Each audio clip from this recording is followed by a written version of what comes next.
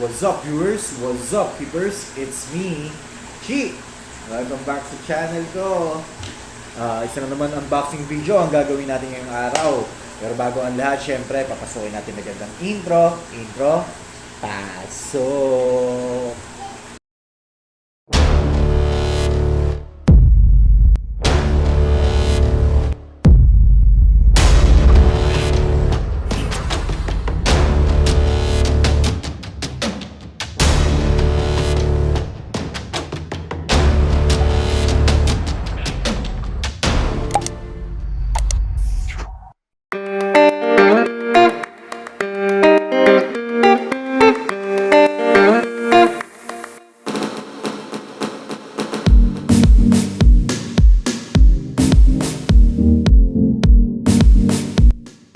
Okay guys, tara, samahan nyo ako, manood kayo ngayon ng bagong video ko. Ang gagawin natin video ngayon ay mag-unbox tayo ng isang submersible pump. At ito ay ang Seabillion ALC series. Okay, ito, pakita ko sa inyo. Daran! Tignan nyo na. Yan. Tara, umpisahan na natin buksan ang submersible pump na ito.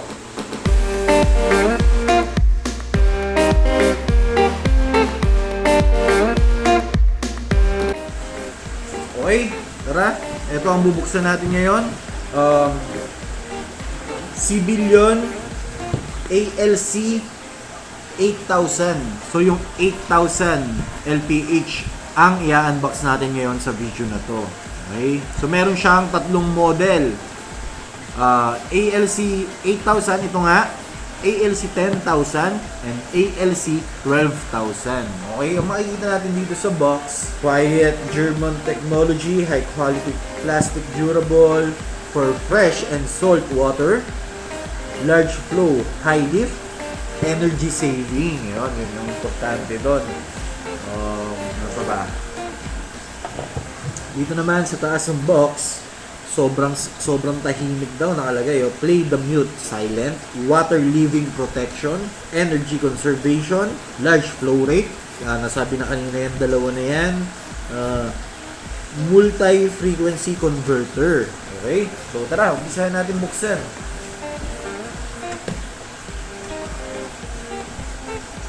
So meron ditong user's manual. Dito sa user's manual, medyo importante to kasi na-adjust to na-adjust tong submersible pump na to. Dito nyo makikita yung mga rate, kung ano yung lakas nung submersible pump nyo pag in-adjust nyo sa controller. So tara, buksan natin. Mamaya natin explain yan. Okay, so ito, dito nga yung controller nya. Oops, ito na yung plastic. Yaman na, kunin ko na lang mamaya. Yan. Ang bigat. Yan ang bigat. So dito yung mga fittings. Ayan, ano natin yung box. Sa gilid. Okay. Ayan.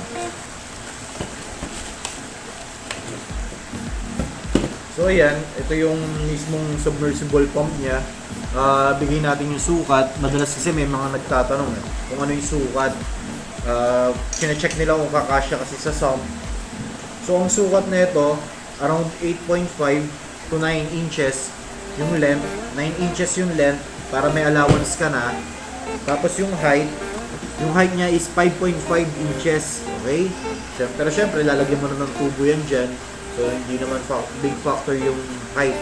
Yung width niya is 4.5 inches. 4.5 inches ang width. Yun. Okay? Bigat niya. Ganda ng design, green. Tapos, ayun nga, may kabitan dito ng buksan natin yung fittings Ayan. So ito, pwedeng ikabit yan dito. Ayun Ito yung sa in. Tandaan nyo, in to Ito naman yung fittings ng sa out.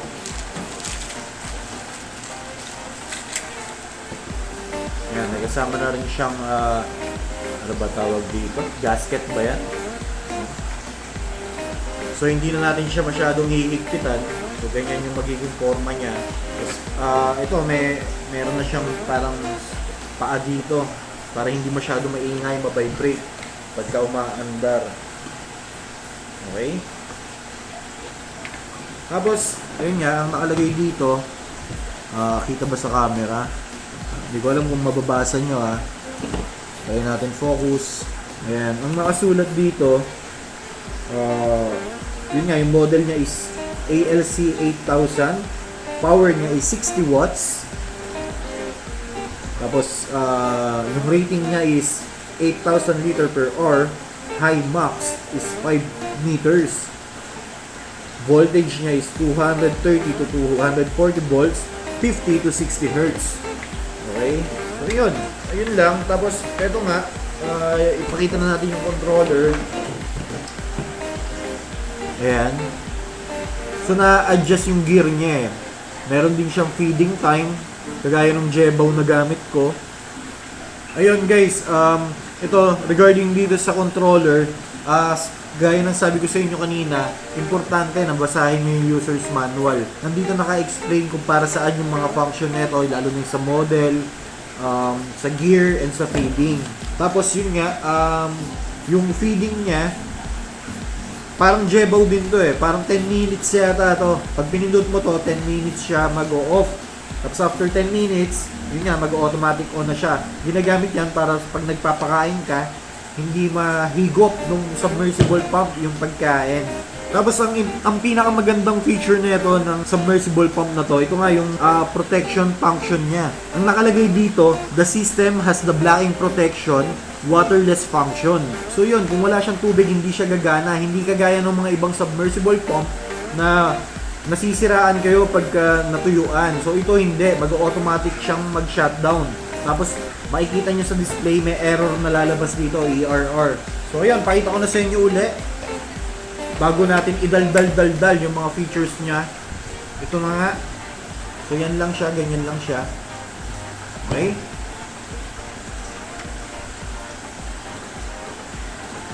So yun guys, hindi ko pwedeng i-test itong submersible pump natin kasi nga meron siyang waterless protection. So hindi siya gagana, hindi siya kagaya ng ibang submersible pump na pag sinaksak mo, tuloy pa rin yung andar.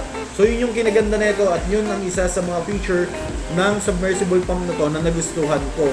Kasi kadalasan ng mga nangyayari, halimbawa natuyuan kayo ng sump, tapos gumagana pa rin yung submersible pump nyo.